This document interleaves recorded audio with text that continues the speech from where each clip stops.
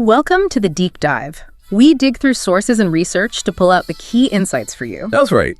Today, we're tackling the pretty demanding world of assistant construction manager interviews. Now, you might think, okay, that's super specific, but honestly, stick with us. This isn't just about hard hats and blueprints. No, not at all. It's really about these core skills, project management, getting communication right, solving problems on the fly, things that are valuable pretty much everywhere. Absolutely. And our mission here really is to figure out what makes an assistant construction manager candidate truly stand out. Not just what they need, but why those skills matter so much in, well, a pretty fast-paced industry. Right. And understanding this stuff, it can genuinely help anyone dealing with complex jobs, managing big projects, leading teams. It's about how you get things done effectively, especially when things get tough. Yeah. 1, the foundation, communication and team alignment. Okay, let's jump straight in. One thing that popped up again and again in the research was communication. It seems like the absolute foundation. Yeah, it really is. It sounds obvious, maybe, but what did the research really tell us about why it's so vital? And maybe what happens when it goes wrong, the hidden costs. That's a great point. Everyone says communication is key, right? But the sources, they really hammered home that the cost of getting it wrong, it's almost always bigger than people think. It's not just delays on site. It's trust breaking down, it's people starting to point fingers, and honestly, sometimes it leads to serious safety issues. Wow. Yeah, we saw examples where, tiny misunderstandings snowballed and caused major problems for a whole section of the project, not just slowing it down, but really undermining it. So clear communication isn't just nice to have, it's like the glue holding it all together. Exactly. It's the mortar, ensuring everyone knows what's happening, who's responsible for what, transparency, accountability, all that stuff hinges on it. You mentioned this idea of being strategic interpreters. That sounds interesting. What's the biggest communication hurdle for an ACM? Is it just pushing out updates, or is it more about making sure everyone's actually on the same page, even if they have totally different jobs? Oh, it's definitely about shared understanding, not just broadcasting information. Yeah. Think about it. An ACM isn't just talking to their direct team. Right. They're dealing with clients, architects, engineers, subcontractors, suppliers, sometimes even local council members. A lot of different groups. A lot. And they all speak slightly different languages, have different priorities, different levels of technical know-how.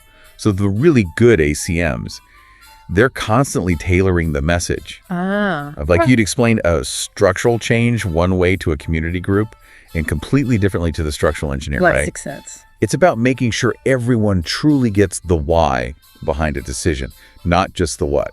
Real alignment. That adaptability sounds crucial. What about when things, inevitably go sideways, like a delivery doesn't show up?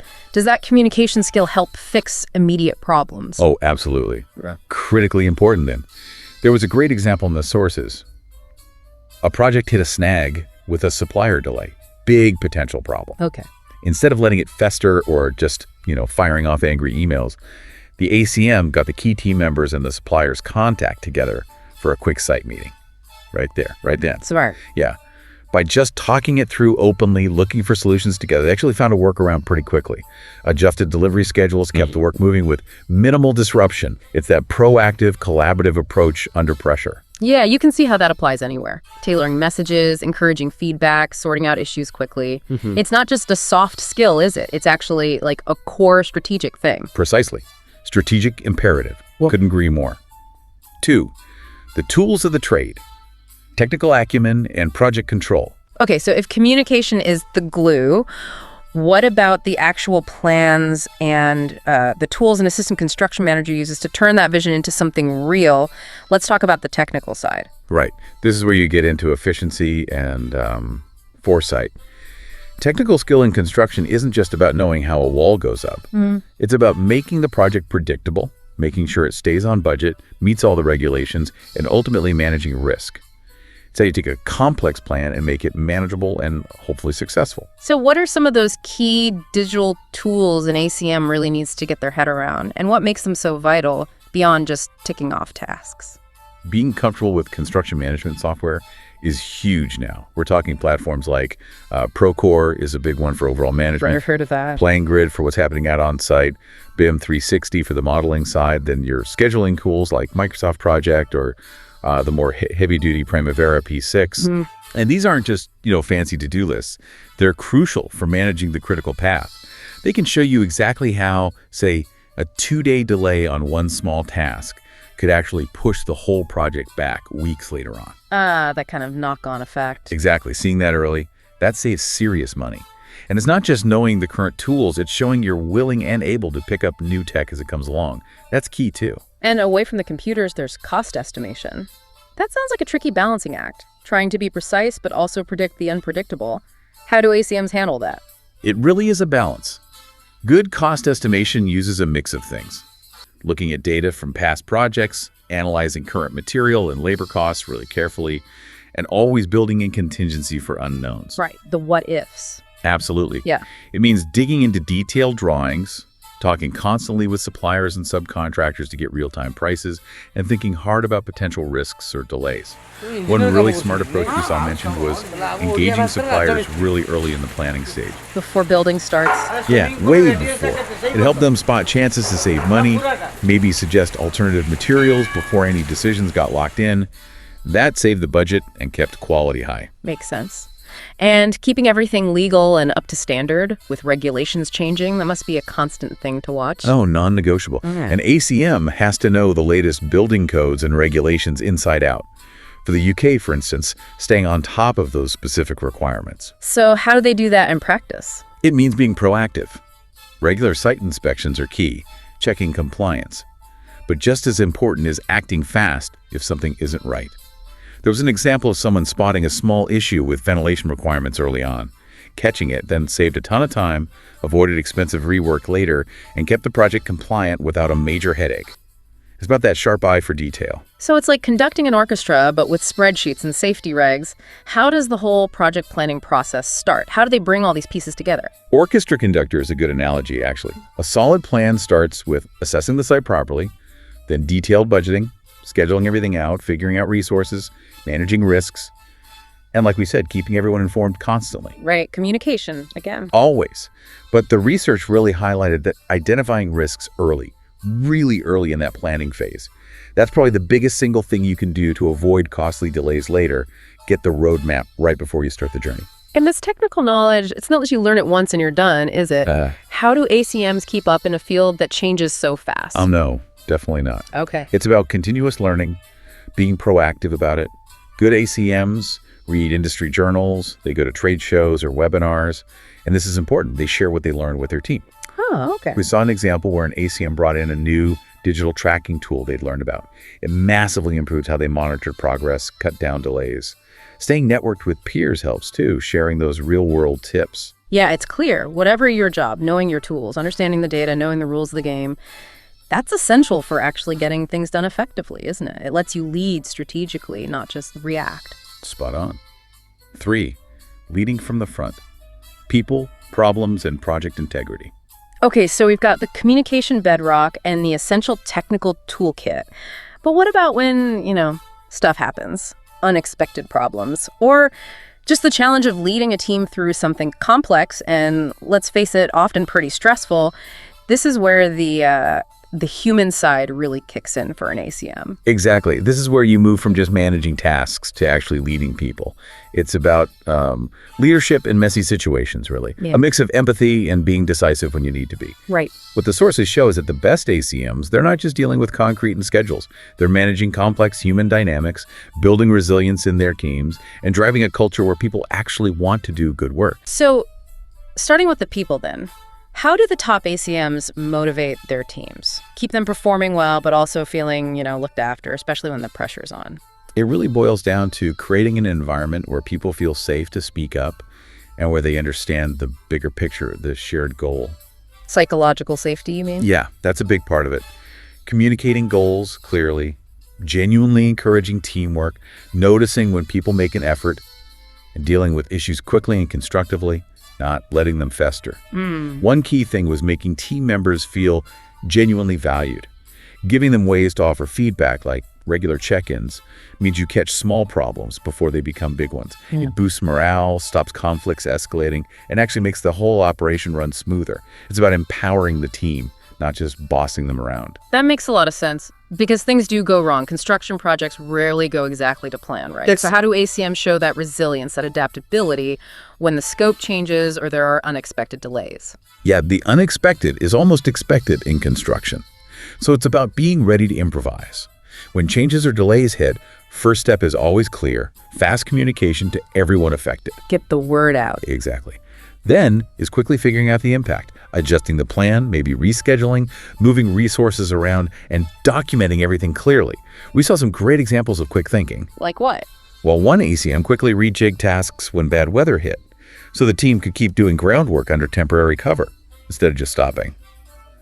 Another time, dealing with unexpected ground conditions, they worked with the designers to use a different, faster curing concrete mix to keep things on track. Clever. It's about being flexible, yeah, and always looking for those creative but practical ways to solve problems and keep momentum. Those examples really show that problem solving under pressure. So it's not just reacting, is it? Right. How do they build that culture of safety and quality proactively?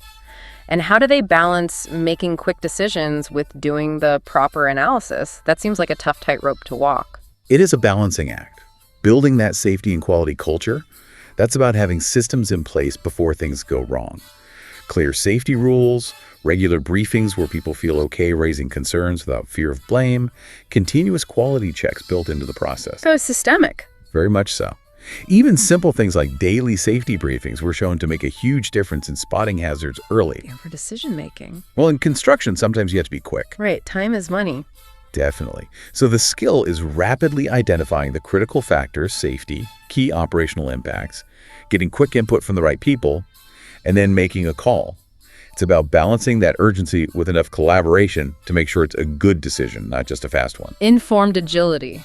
That's a good way to put it. And being proactive also means constantly looking ahead, reviewing plans for clashes, talking regularly with contractors, monitoring site reports to spot things like potential material shortages before they actually bite you.